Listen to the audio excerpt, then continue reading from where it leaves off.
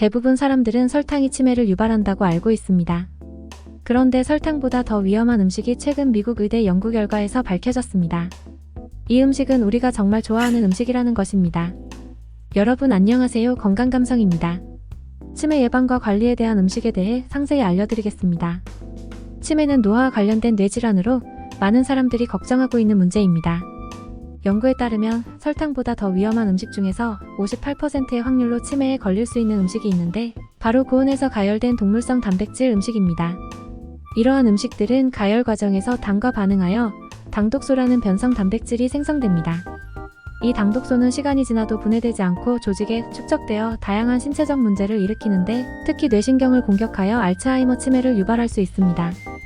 연구 결과를 살펴보면 소고기, 닭고기, 감자 등을 굽거나 튀길 때 당독소가 증폭되는 것이 확인되었습니다. 특히 닭다리의 껍질, 베이컨, 소세지 등이 당독소 함유량이 가장 높은 음식들로 나타났습니다. 따라서 치매 예방과 관리를 위해서는 이러한 음식의 섭취를 제한하거나 고온에서 조리하는 것을 피하는 것이 좋습니다. 그렇다면 어떤 음식을 선택해야 치매 예방과 관리에 도움이 될까요? 여기에서 몇 가지 추천해 드리겠습니다. 1. 식이섬유가 풍부한 과일과 채소. 신선한 과일과 채소는 항산화물질과 영양소가 풍부하여 뇌 건강에 도움을 줍니다. 특히 어두운 색의 과일과 채소 블루베리, 시금치, 당근 등은 뇌 기능 향상에 도움을 줄 수 있습니다. 2. 식이지방과 트랜스 지방산을 피해야 합니다. 건강한 지방인 식물성 지방이나 오메가-3 지방산은 뇌 건강을 지원하고 염증을 줄일 수 있습니다. 이러한 지방은 엑스트라 버진 올리브 오일, 아보카도, 생선, 연어, 고등어, 견과류우드, 아몬드에 풍부하게 포함되어 있습니다. 3. 식이요소인 비타민 B12, 비타민 E, 비타민 C, 셀레늄, 마그네슘 등을 충분히 섭취해야 합니다. 이러한 영양소들은 뇌 건강을 지원하고 치매 예방에 도움을 줄 수 있습니다. 이러한 영양소는 고구마, 시금치, 브로콜리, 아몬드, 파인애플 등 다양한 식품에서 찾을 수 있습니다.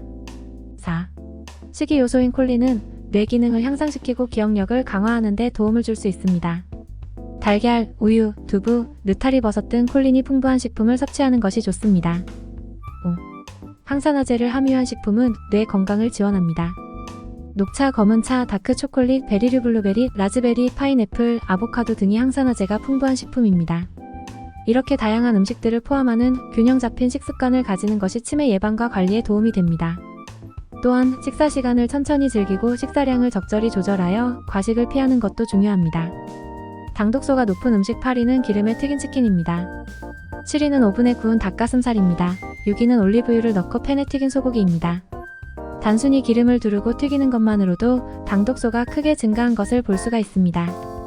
5위는 오븐에 구운 닭다리 껍질입니다. 4위는 팬에 구운 닭다리 껍질입니다. 팬에 직접 음식이 닿기 때문입니다. 더 높은 온도가 형성되어서 나타나는 증상입니다. 3위는 불에 구운 소세지입니다. 소세지 자체에는 나트륨과 포화지방산도 많이 함유되어져 있습니다. 건강에 좋지 않다라고 하는 첨가물들이 좀 많은 편입니다.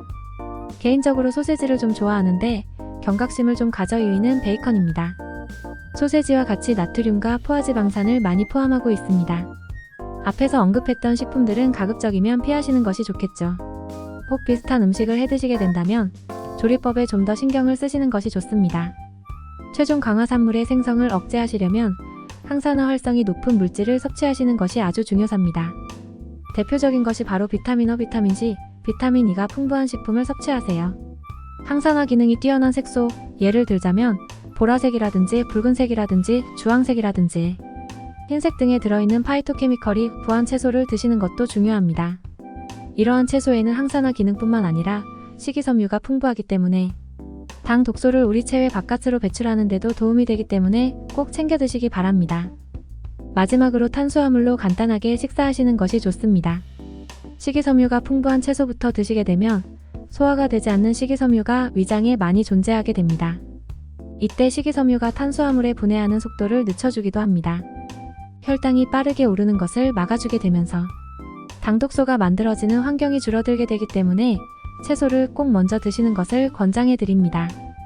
혈액에 남아도는 당이 많으면 많을수록 당독소가 아주 많이 만들어지기 때문에 혈당 관리가 가장 중요합니다. 포도당 수치는 낮은 상태에서 지방을 에너지원으로 사용하기 때문에 체지방을 줄이는 데 도움이 됩니다. 저탄고지 식단도 탄수화물 섭취를 줄이기로 인해서 혈당을 낮추는 효과가 있습니다.